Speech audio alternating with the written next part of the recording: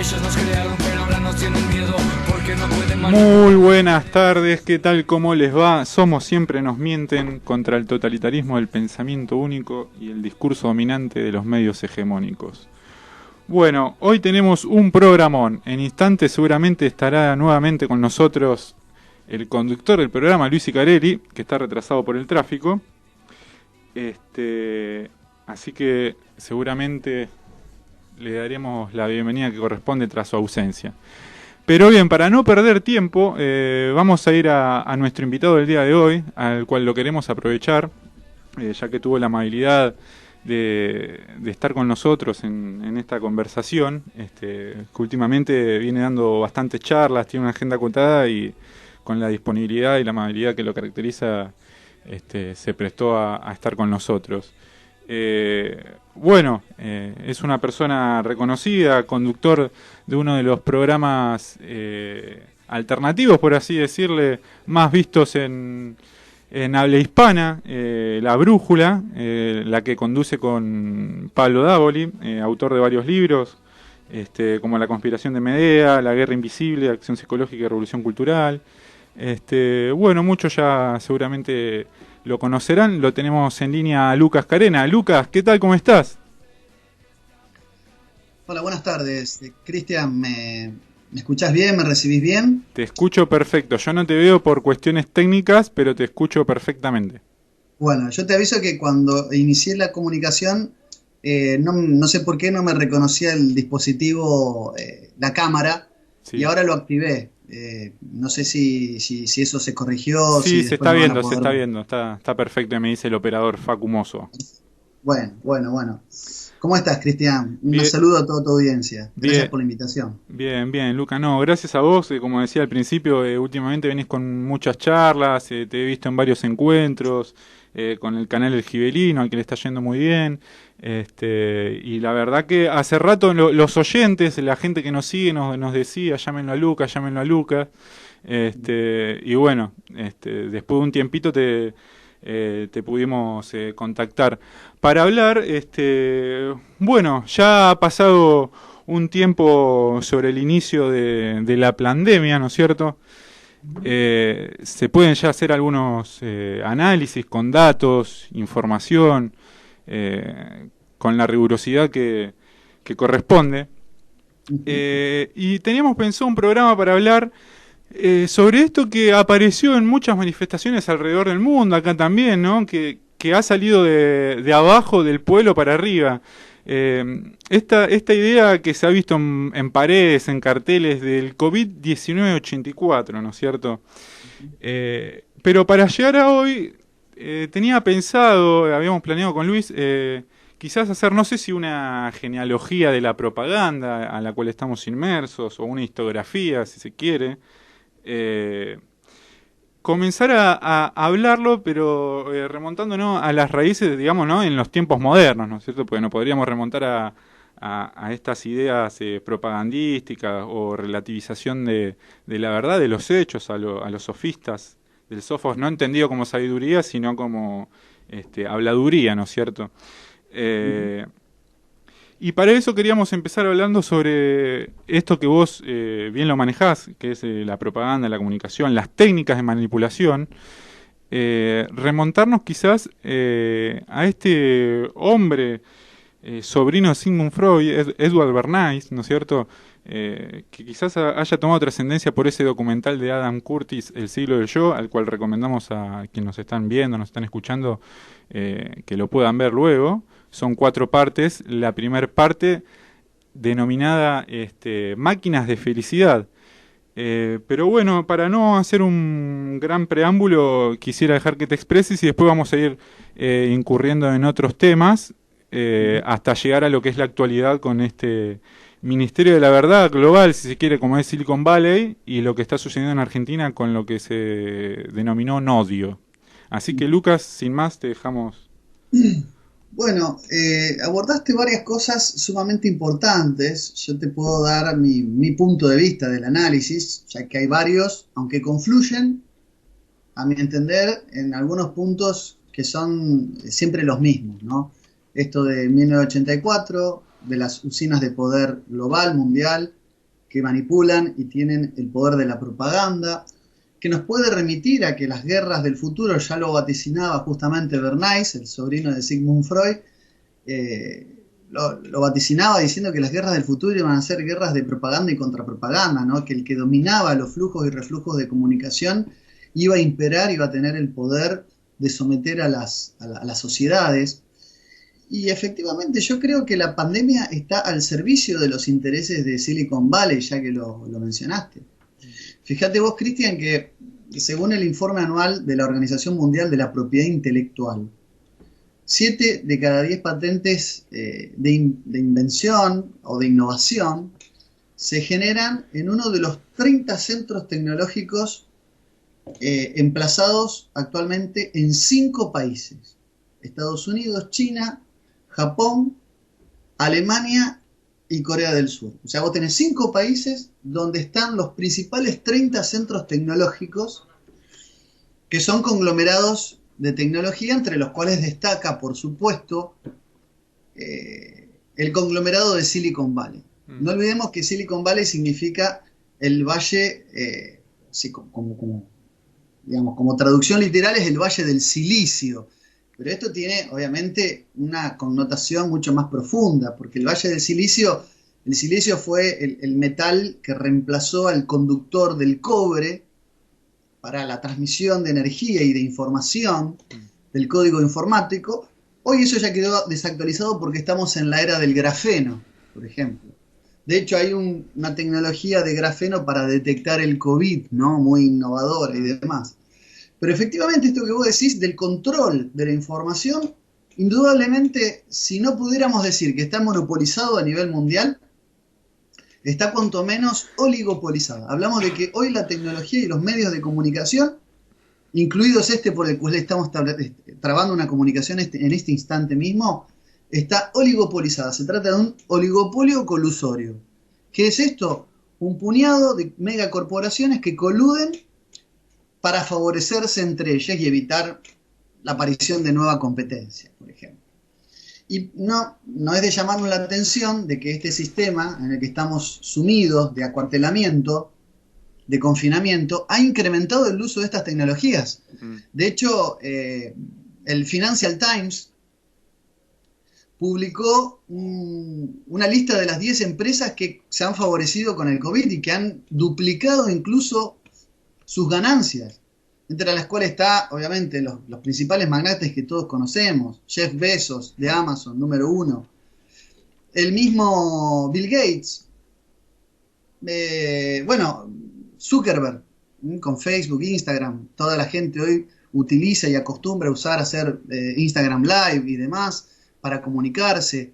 Las plataformas, las universidades y un montón de otras instituciones e institucionalidades que hoy dependen de esa tecnología. Las universidades están... Yo estoy tomando exámenes por Meet, por Zoom, todas las empresas de Microsoft, de Google y demás, todos estos magnates. Ellos están ganando fortuna, se ha incrementado la venta de los dispositivos móviles, la gente cambia el celular, la gente cambia la computadora, se compra la camarita nueva de alta resolución para poder transmitir en HD. Es decir, ellos están haciendo un gran negocio con todo esto. Entonces no es que las redes sociales están al servicio de la pandemia y evitar la infodemia para evitar la propagación de un virus. Es al revés. La pandemia está al servicio de Silicon Valley. Bill Gates deja, el año pasado, fines del año pasado, forma parte con su fundación, con Bill and Melinda Gates, forman parte de lo que fue el evento 201, que fue una suerte de simulacro de pandemia junto al Foro Económico de Davos y la OMS.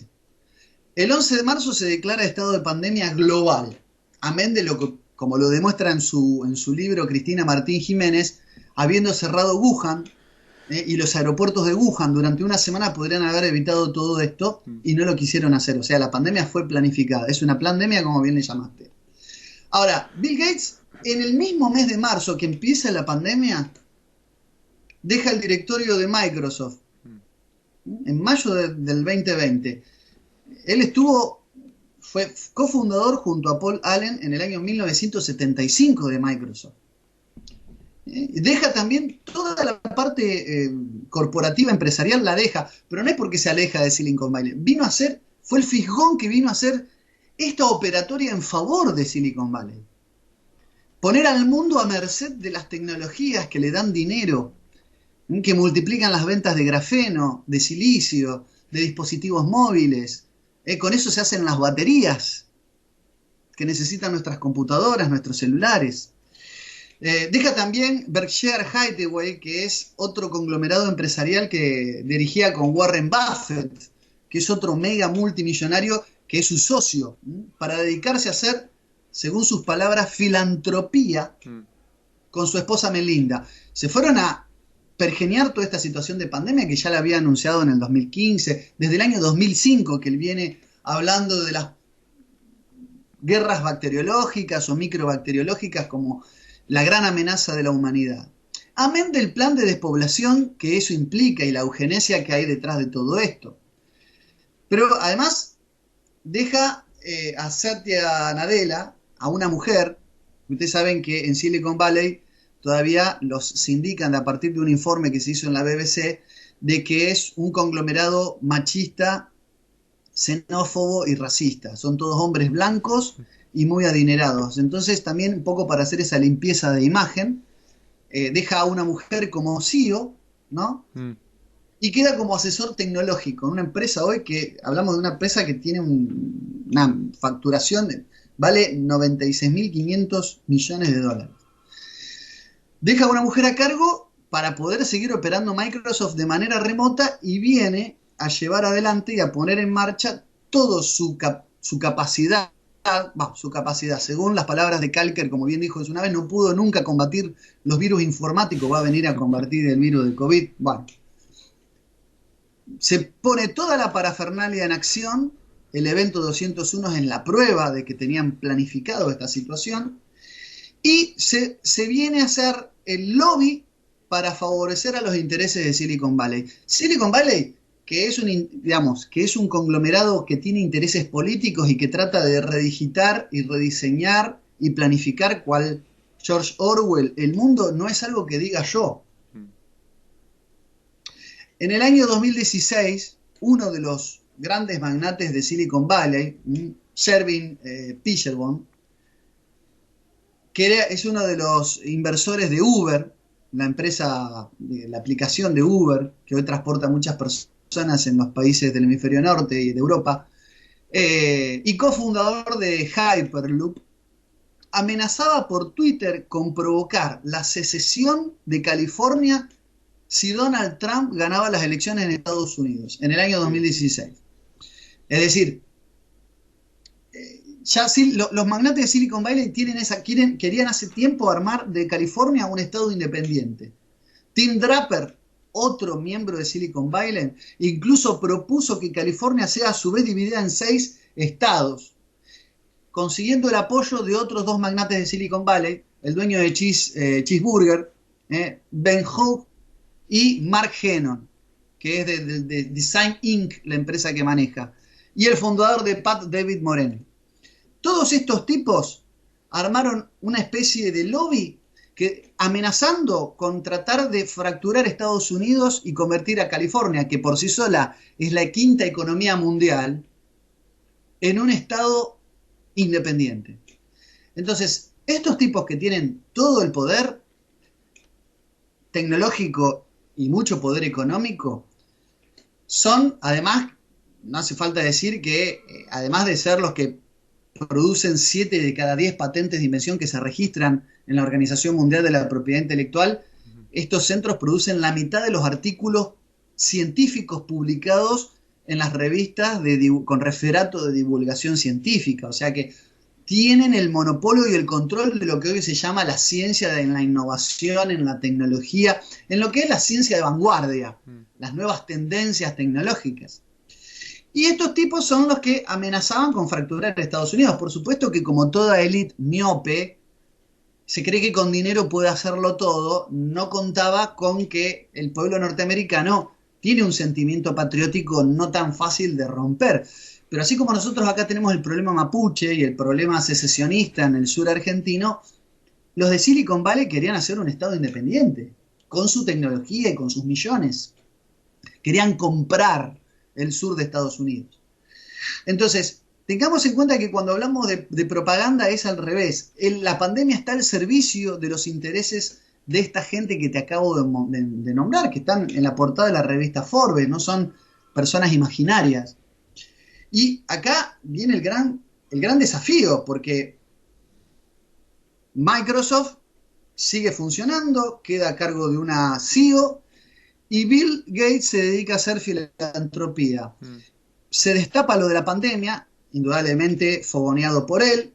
Estados Unidos se enoja con la OMS, le retira fondos, y casualmente es la fundación de Bill y Melinda Gates la que se carga, ¿no?, el financiamiento privado de la OMS.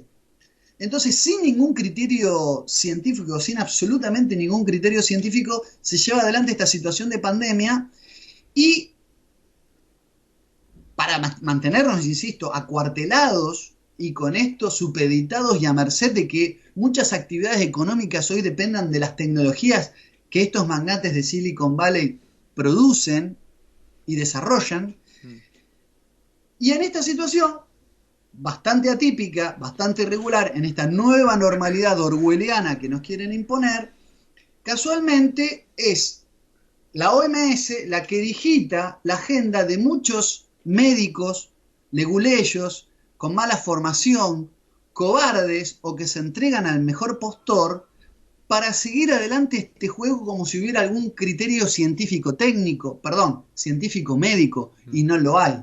Acá aparecen voces como la de Médicos por la Verdad y demás diciendo que esta pandemia, las falsas diagnosis que hay, los problemas con la proliferación del virus a partir de esta pandemia, que bajo ningún punto de vista morigera la expansión del virus, al contrario, retarda un proceso que es lo que se conoce como inmunidad de rebaño, y un montón de otros problemas que trae aparejado, y que además ahora la misma OMS se está desdiciendo de esa posición, fueron serviles, insisto, a estos intereses que nos ponen en una situación de dependencia de ciertas tecnologías, nos ponen en una situación de pérdida de contacto con el mundo exterior, y además, obviamente, ellos tienen y buscan incrementar la permanencia de nuestras almas y de nuestra mirada frente a las pantallas de los ordenadores. Quieren incrementar, a cambio de la venta de publicidad,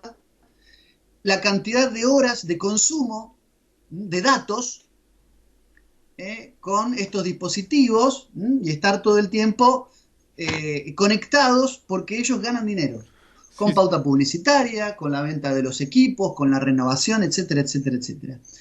Por supuesto que me van a decir, uy, Lucas Carana hace un análisis bastante pobre, en el sentido de que es solamente por dinero. No es solamente por dinero, porque Silicon Valley está representado ampliamente, los intereses de Silicon Valley están representados en el consejo del Club Bilderberg.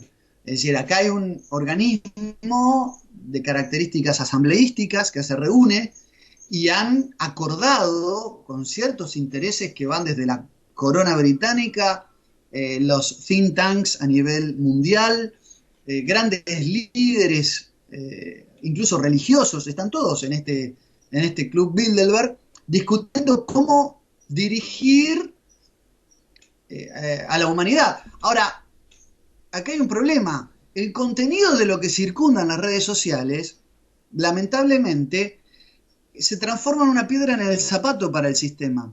Porque hoy nosotros estamos usando esta tecnología para comunicarnos, que a ellos favorece. Pero ¿de qué estamos hablando? De que la pandemia es una mentira, que estamos nombrándolos a ellos, cosa que no les gusta, con nombre y apellido, diciendo por qué está pasando lo que está pasando. Entonces más de uno va a decir, no, mira, la verdad que me voy a desconectarme un poquito, porque la verdad que me estoy sintiendo muy aborregado. Si nosotros lográramos nuestro cometido, que es generar conciencia, capaz que lográramos eso. Entonces empiezan a tener el problema que el contenido de lo que circunda en esas mismas redes que ellos promueven y tienen, que son dueños, son propietarios de estas redes, empieza a ser un contenido que va en contra de la pandemia, de la que ellos necesitan para seguir enriqueciéndose. Entonces empiezan los dispositivos de censura. Y acá viene la segunda parte de tu pregunta. So pretexto de una situación mundial de salud que está en una, digamos, en una situación de crisis mundial, que hay muertes, que se contabilizan por montones, con todo obviamente el aparato de los medios hegemónicos alineados, empieza a aparecer un gran problema, que es que la gente consume los medios de los comunicación alternativos provistas por estas plataformas, la información que va en contra de sus propios intereses. Y entonces aparece la censura, aparece la desmonetización para aquellos que tenemos algún sistema de monetización por YouTube y demás. Aparece, bueno, la censura, pero sin ambajes, total y desembosada. Y aparecen todo lo que son las agencias de los fact-checkers. No te olvides que hoy existe la International Fact-Checking Network, que es una red internacional de organizaciones sin fines de lucro que se dedican a chequear información, es decir, a combatir las fake news, lo que en España se llaman los bulos. Entonces, permanentemente ellos tienen que seguir como de cerca la línea editorial para que su propio negocio no les juegue en contra. Nosotros en Argentina tenemos el famoso sitio de chequeado y demás, sí, pero pareciera no ser suficiente, porque aparte Chequeados es la Embajada de Estados Unidos, es la Embajada de Gran Bretaña, es la Open Society de George Soros, y ya lo hemos desenmascarado en más de una oportunidad. Contrainfo ha sacado un informe muy interesante y muy contundente sobre quién es Laura Sommer y quiénes son los que llevan adelante esta ONG basura de Chequeados. Pero como no alcanza, ahora la directiva va a los gobiernos, a los estados, y en nuestro país esa directiva de combatir la infodemia ha tomado los oropeles de lo que ha dado a llamar un observatorio de desinformación, que se ha denominado Nodio, haciendo un juego de palabras bastante torpe. Mi hija de 12 años sería más creativa para ponerle un nombre, pero que es una agencia de monitoreo, con el fin de desarticular, fíjate, Cristian, el término, desarticular noticias falsas y combatir la violencia simbólica en medios y plataformas digitales. Combatir la violencia simbólica en medios y plataformas digitales. A cargo de una periodista que todos conocemos, Miriam Lewin, amparándose en el artículo 4 del Plan de Acción de la ONU. Vos sabés que en febrero del 2020, Cristian, se puso en marcha lo que es el Plan de Acción de la ONU 2020, con el fin, entre comillas, de fortalecer los derechos humanos ante la erosión del Estado de Derecho. Y en el artículo 4 se propone fomentar la libertad de expresión y la diversidad de voces.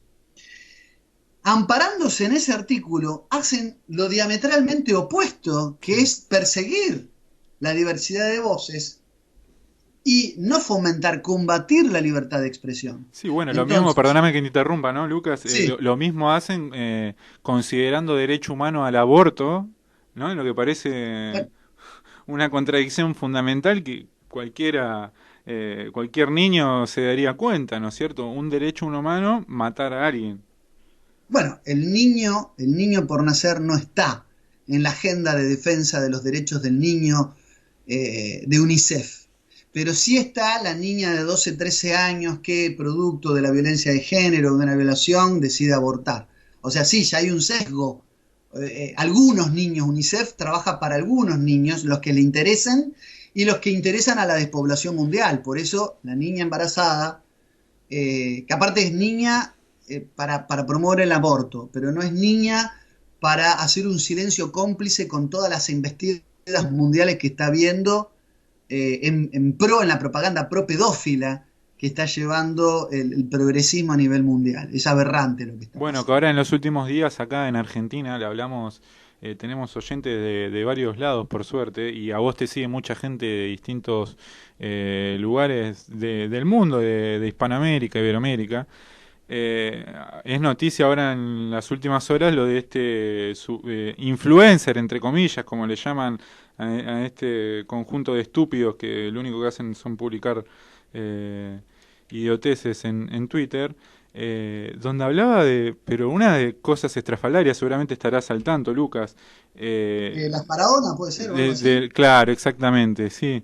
Sí. Ante un silencio, ¿no? De todo lo Sí. que es el lobby feminista, el lobby LGTB, incluso de este nuevo aparato de vigilancia y control como el Nodio, ¿no es cierto? Pareciera que funciona para los que cuestionan quizá la crisis en la que estamos inmersos, ¿no? La falta de libertad, de trabajo en Argentina, con la situación económica en la que estamos. Ujú.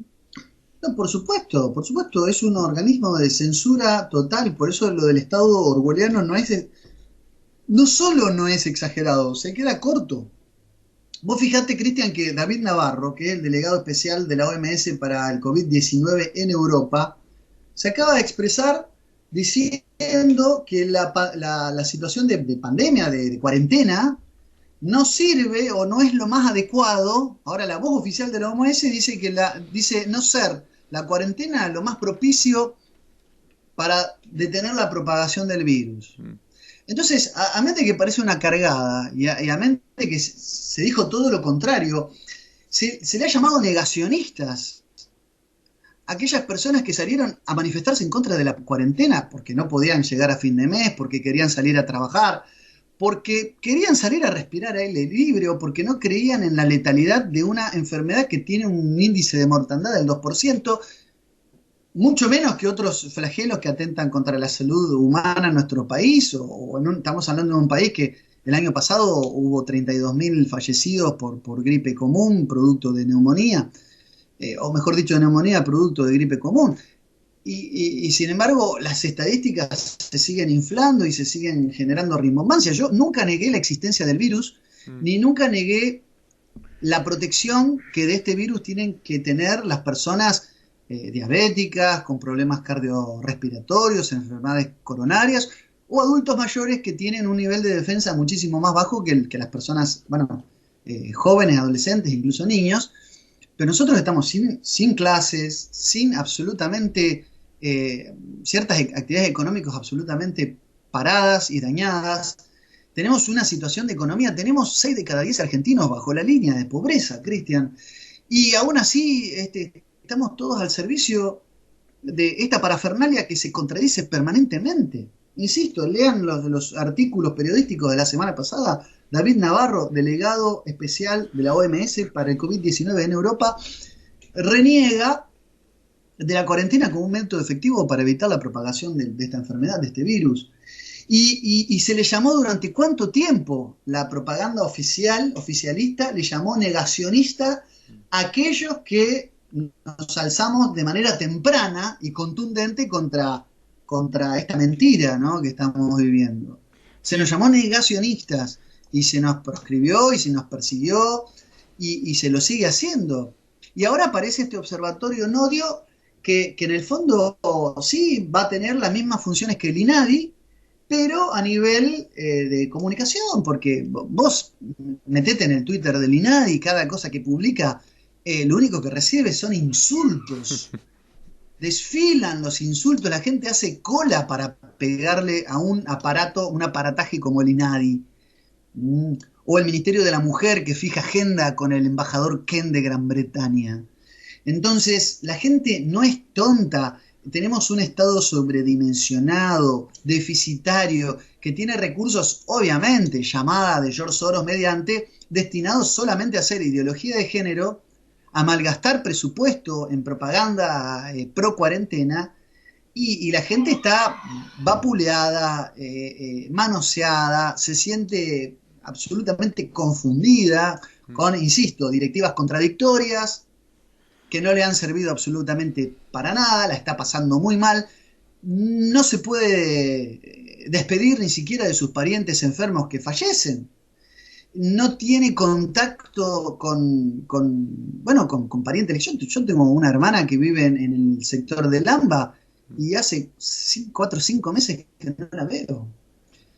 Porque está en una zona que está en una fase distinta de este proceso a la mía, que yo vivo en Rosario. Entonces, A ver, Cristian, lo que estamos viviendo es un nuevo atropello, no solo a las libertades individuales, un atropello al sentido común, Mm. un gran atropello al sentido común. Y la información es lo único que nos está despertando, es lo único que libera conciencia, y la guerra psicológica tiene que seguir acompañando, tiene que ser evaluarte, y está acompañando todo este proceso de desgaste que nos están llevando a nosotros a una situación de desesperación. Sí, Es como déjame. decía Joseph Townsend, ¿no? El hambre domestica, ¿no? El hambre como primer magistrado. Nosotros de tanto protestar, de tanto salir a la calle y aparte no tener un mango, nos vamos como a cansar. Y en ese cansancio nos vamos a someter de manera dócil a las directivas que nos impongan. Ahí Esta me es das. una idea de la teoría de la regulación de Joseph Townsend, absolutamente perversa, ¿no? Sí, ahí me das pie justo para lo que te iba a mencionar, ¿no es cierto? Que han hecho un trabajo de acción psicológica, mejor dicho, de guerra psicológica, como vos bien describís. La verdad que impecable. Y mira, te voy a leer una noticia que salió hace poco en Russia Today. Eh, ayer. Mirá, ya estoy tan perdido. Uno a veces lee tantas cosas que se olvida cuando lo lee. Dice: el otoño será peor que el verano, dice Bill Gates.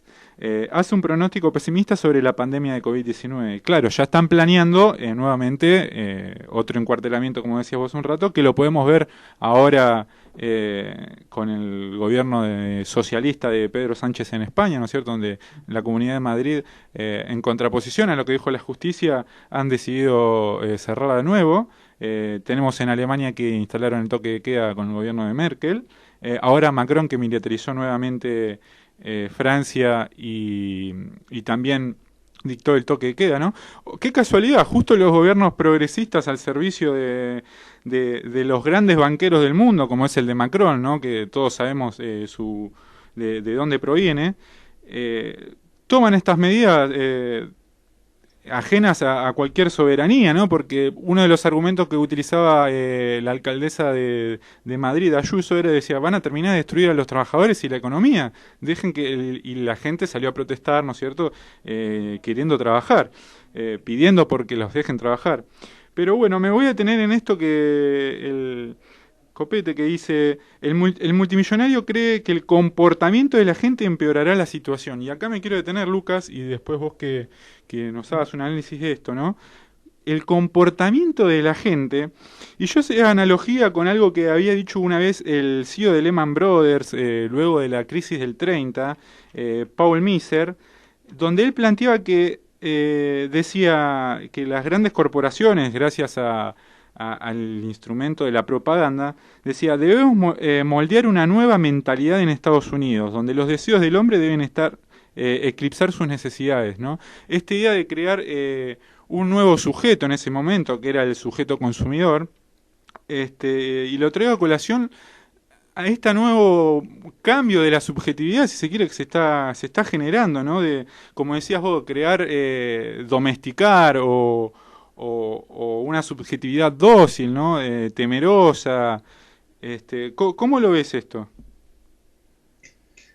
Bueno, vamos por partes. Respecto de que son los gobiernos de tinte, de cuño progresista, socialista, los que más se han alineado de manera irrestricta al acuartelamiento público y social de manera automática y sistemática, no me extraña. De hecho, cuando yo te ponía el ejemplo de que Silicon Valley está interesado, ¿no?, en que vuelvan los demócratas en Estados Unidos, incluso que amenazaban con generar la secesión de California si ganaba Trump en su momento, y aún así no lo lograron.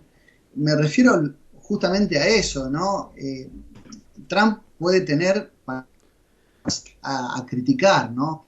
Sobre todo el ala de su sobrino, si se quiere, pero me refiero a Kushner, pero es hoy una piedra en el zapato para el propio sistema, es un fisgón dentro del propio sistema que tiene que ser momentáneamente protegido y blindado, y tenemos que tratar de evitar que vuelvan los demócratas, porque con los demócratas este proceso vendría a acelerarse en favor de Silicon Valley, y de lo que es toda la mafia financiera de la costa este de Estados Unidos, me refiero a Wall Street. Son los dos grandes intereses que están fogoneando a Joe Biden en Estados Unidos porque no quieren volver a patrocinar el aborto como se venía haciendo antes de la llegada de Trump, quieren llevar adelante las políticas de despoblación, de confinamiento, de alineamiento irrestricto, de ingeniería social, de ese progresismo, de esa mácula progresista que obviamente es solamente progresista entre comillas y en términos culturales, ¿no? A nivel de la superestructura, pero que desde el punto de vista económico es de lo más concentrado que hemos tenido a lo largo de la historia. Bueno, es porque precisamente son estos actores, como podría ser Donald Trump en Estados Unidos o Jair Bolsonaro en Brasil, que son los que más han relativizado la importancia de las medidas dispuestas por la OMS. Y la OMS es un actor que juega las veces de parte en toda esta situación de repartija del poder mundial. Y acá hay un tercer actor que ha sido favorecido con la estrategia globalista que persigue también Silicon Valley y los magnates de Wall Street, que es la figura de China, ¿no? Insisto, yo soy partidario del análisis de Marcelo Gulo de que es un actor que ha salido favorecido con el globalismo, pero no es promotor ni está por encima de ese globalismo. Siempre cuando hablamos de globalismo tenemos que remitirnos a una estructura supracapitalista, ¿no? O como dice Gustavo Salle en Uruguay, Salle Lorier habla de una cleptocorporatocracia. Es decir, que son un conjunto de familias que hoy quieren o promueven un determinado orden internacional, obviamente figurado, estamos hablando de personas que tienen el dinero y el poder económico para comprar continentes enteros, pero no los pueden comprar si no están despoblados primero. O sea, vos no podés comprar algo con gente, o es muy difícil comprar algo con gente. Esto es como cuando yo hablaba con Javier Ordóñez hace poco y me decía, lo que pasa, Lucas, que el mundo que figuran estas personas es como un gran parque nacional, es como una reserva natural para unos pocos, para el disfrute de unos pocos, y reducir a la población, como dijo abiertamente Bill Gates, ¿no? Somos 7.500 millones de tipos alrededor del mundo, y tenemos que ser 500 millones de tipos al servicio de esa élite. Proveedores, gente que pueda trabajar en la logística. A su vez Silicon Valley son los magnates del grafeno y del silicio, son los que están invirtiendo en la tecnologización y en la robotización, como así también uno de los 10 favorecidos por esta pandemia es Elon Musk, el del proyecto Neuralink, los proyectos de transhumanismo que vienen a colación de toda esta embestida a nivel mundial. Es decir, estos son los que quieren un mundo automatizado, es decir, quieren mostrar que la gente sobra, entonces no le importa que el mundo se parta en dos, que el mundo se caiga, que vos o yo podamos estar desempleados. Ellos buscan mostrar que con las tecnologías todo puede funcionar y que podemos cerrar las fábricas, podemos cerrar las escuelas, podemos cerrar... Hoy con la tecnología ellos pueden armar un universo virtual paralelo. Puede funcionar lo que es necesario que funcione igual y van a ser mínimas esto que han llamado los trabajadores esenciales, salud, seguridad y 2 o 3 columnas vertebrales, lo que ellos llaman trabajadores esenciales. Eso sí, vos necesariamente tenés que hacerte un control, bueno, podrás ir a un centro de salud para que te atiendan. Todo lo demás va a pasar por sus plataformas. Bueno, vos sabés que... su universo de las comunicaciones. Y para eso tienen que alinear a la población con miedo, para eso encontraron el virus, y a los distintos gobiernos con la línea editorial ideológica propuesta por el mundialismo. Hoy esa bandera, sin lugar a dudas, es una bandera que lleva adelante el portaestandarte de la izquierda. Sí, vos sabés que acá a veces, muchas veces hacemos hincapié en la idea de que hay dos modelos de mundo, de sociedad totalmente distintos y radicalizados. Un mundo por el cual uno adhiere, que es sujeto a la tradición, a los valores, si querés, judeocristianos, ¿no es cierto?, de respeto por la vida, que tiende hacia el bien común, y el otro que es un verdadero nuevo orden mundial, que no solo es a nivel geopolítico, sino que es de un nuevo orden ético, de una sociedad transhumanista, como decías vos, ¿no es cierto?, una especie de neofeudalismo, en donde claramente ya podemos ver que la sociedad está dividida en castas, porque hay trabajadores esenciales y otros que no lo son, donde se le permite al trabajador salir de vez en cuando a comprar la subsistencia, no tiene espacio para la recreación, porque ahora en lugar de el señor del dinero, en lugar de brindarle protección, seguridad, se hace esta especie de neoesclavitud a cambio de salud pública, como está tan de moda ahora ese concepto, ¿verdad? Y nosotros lo que tratamos es de alguna forma, con estos conceptos, con estas ideas, dar a entender al común de lo que está en juego, porque es el paso de una sociedad humanista a otra poshumanista, en donde los ganadores van a ser, como dice Yuval Harari, ¿no? Se va a dividir el mundo en castas, los que puedan acceder a la tecnología para mejorar sus condiciones de vida, el transhumano, el Homo Deus, y los que no, que van a ser las clases medias, trabajadores, lo que al principio vos decías, y también describió Juan Manuel de Prada en un artículo recientemente, ¿no? Se exterminó a los comercios, a las medianas empresas para iniciar el comercio de Amazon y aumentar las ganancias de Jeff Bezos. Sí, sin lugar a dudas. Lo que vos estás remitiendo es a la gran batalla metafísica que subyace a toda esta situación periférica que estamos describiendo. Indudablemente que hay dos modelos de mundo. Cuando hablaste de neofeudalismo, sí, neofeudalismo con todo lo malo del Claro. del feudalismo, Sí. o sea, tomando la parte que podemos decir es criticable del feudalismo. Ojalá yo viviera como un siervo de la gleba, cultivando la tierra, libre, sin cercos, sin muros, a cambio de protección de un señor feudal. Ojalá fuera un forjador de espadas de la Edad Media. Ni siquiera es eso. Hablamos de un neofeudalismo donde solamente esta división de la sociedad en castas es para la servidumbre, ¿no? Claro. Es decir, donde hay dos castas, los de arriba y los de abajo, ¿no? Lo que estamos viviendo me hace acordar a este libro. Fíjate a ver si se ve bien. El Señor del Mundo es una novela de Roberto Hugo Benson que está traducido por Leonardo Castellani. Es una novela que es una gran novela distópica. Siempre hablamos de Orwell, Sí. siempre hablamos de Huxley, ¿no? Un mundo feliz. Incluso hablamos de Fahrenheit. Pero siempre nos olvidamos del Señor del Mundo, que le da la connotación de la venida del anticristo a todo lo que estamos viviendo, ¿no? Es una novela anticipatoria acerca de los tiempos del anticristo, que está basada en un comentario del Apocalipsis que escribió su padre, ¿no?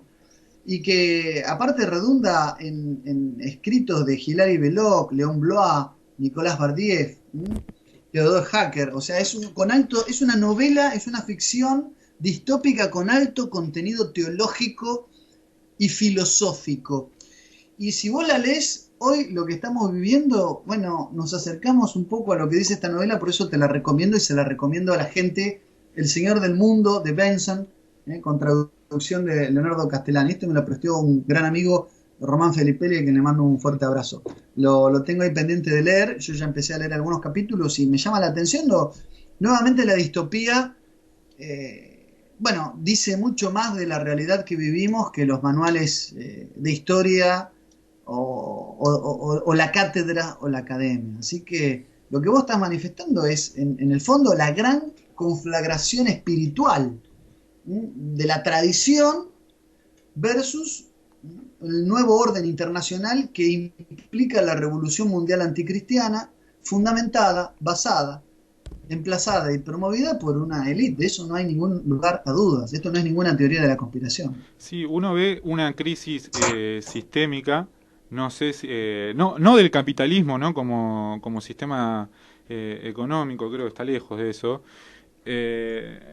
Pero sí que uno, y esto te quería comentar, ahora me viene a la mente, eh, una comparación análoga con lo que pasaba en la ex Unión Soviética antes de su caída, que bien lo refleja un antropólogo, Alexei Shurchak.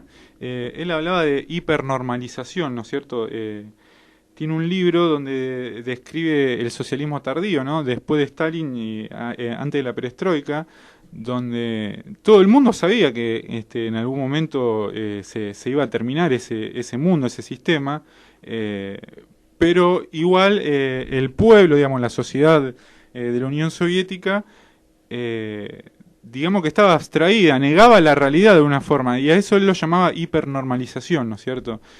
Una negación de la realidad, al no querer asumir y al no haber otra alternativa, el pueblo ruso negaba lo que estaba aconteciendo.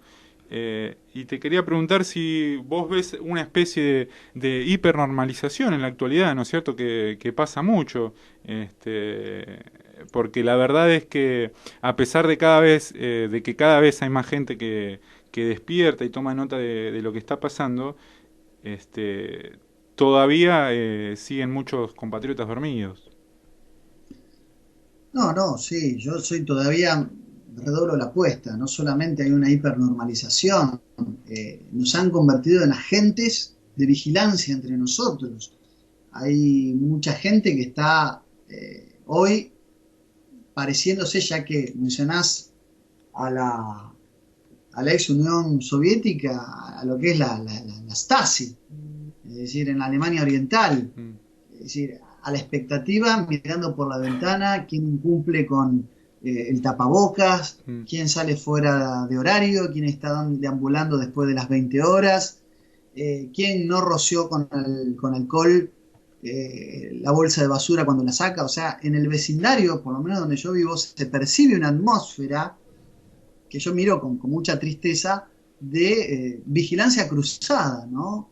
Esto de lo que es la vigilancia desde abajo. Y sí, por supuesto que estamos camino a convertirnos en un gulag mundial. O sea, vos me hablás así, vamos a camino al archipiélago gulag de Alexander Solzhenitsyn, ¿no? Sí. Estamos en una situación absolutamente caracterizada y designada por las connotaciones que de la Unión Soviética o de los modelos totalitarios orwellianos tienen. Es decir, la experiencia del estado de bienestar, que era el modelo de Aldous Huxley. Yo siempre hablo de la correspondencia que hay entre Huxley y Eric Arthur Blair, que todos conocemos como George Orwell, donde Huxley le criticaba un poco que su modelo era verticalista y totalitario y que no iba a prosperar por mucho tiempo, mientras que el modelo de él, que proponía la hiperrutinización del entretenimiento y la salida por vía, el sometimiento por vía de las drogas y del soma, como una salida del esparcimiento, la fagocitación a través del espíritu hedonista de Huxley, de un mundo feliz, iba a ser muy superior en su poder de fuego para el sometimiento de las sociedades. A lo cual nosotros lo que asistimos es una combinación de lo peor de ambos modelos. Es decir, es un modelo que nos vive inmiscuyendo en la idolatría de la materia, pero cuando tiene que mostrar la falle, cuando tiene que mostrarnos la horca, cuando nos tiene que señalar dónde está la guillotina, lo hace sin ningún problema. En realidad siempre está la amenaza del aparato represivo por sobre el aparato ideológico que nos adormece y nos fagocita. Lucas. Entonces, sí, creo que estamos camino a una situación hoy con connotaciones totalitarias de tipo soviética, ¿no? Previo a la perestroika y a la glasnost, sin lugar a dudas. Bien. ¿Qué tal, Lucas? Lucas? Tenemos acá a Luis Sicarelli, que llegó. Llegué tarde con el Luis, gráfico. Lo ¿cómo tenemos, está? lo recuperamos. Tuvimos una semana sin Luis, que andaba con unos problemas. Un infarto, un problema. Salió, bueno, Pero ahí estamos lo dijo bien, él. pero estamos Pero bien, estamos. nos cuidamos, estamos bien. No cuidarnos. O nos cuidamos en un montón de cosas y en otras no. Lo que yo decía también, viste, que todas las multinacionales, viste, que se caen, ¿no? Es decir, y hay tensiones entre una multinacional que está arriba, otra que quiere subir, otro poder. Hablo de multinacionales por decir los poderes, ¿no? Es decir, hoy tenemos un poder, como voy a decir, con un pensamiento de Trump y un poder que es anti-Trump. Entonces, esas fuerzas dinámicas en la naturaleza humana todavía existen, ¿verdad? De querer tirar al otro, o querer subir más que el otro. Sí.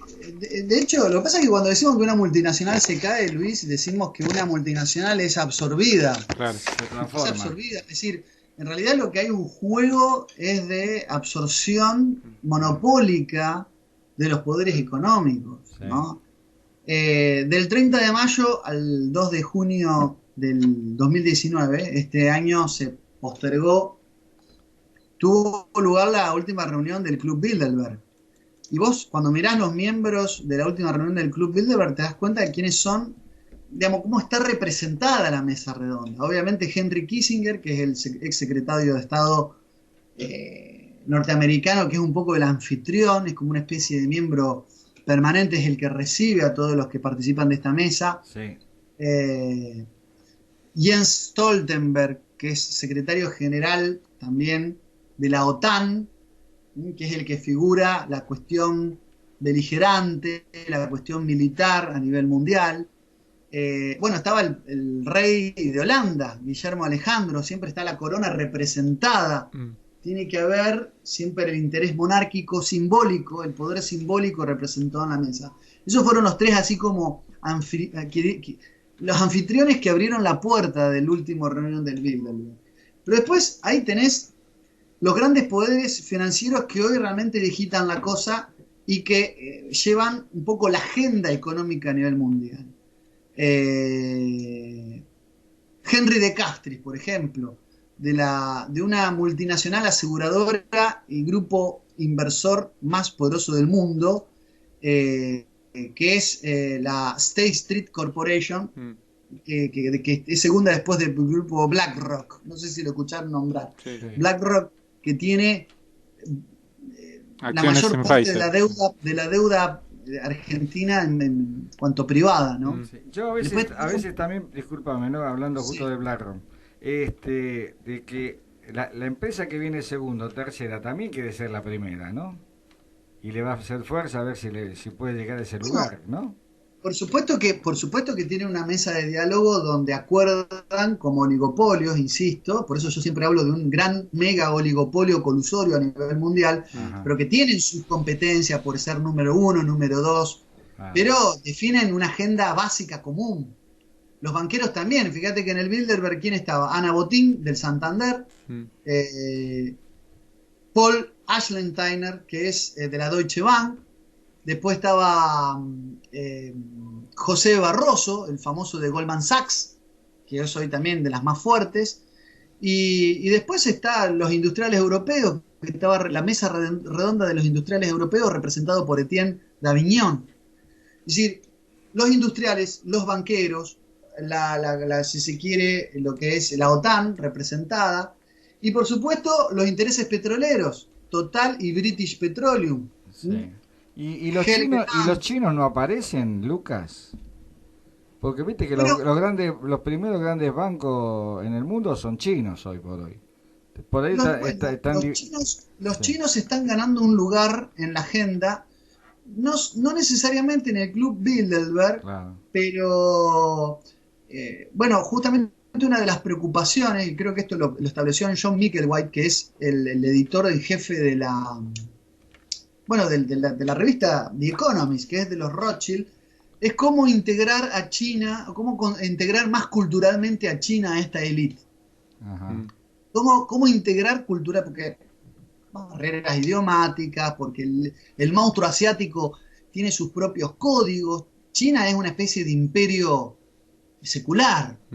Tiene el verticalismo del imperio del sol.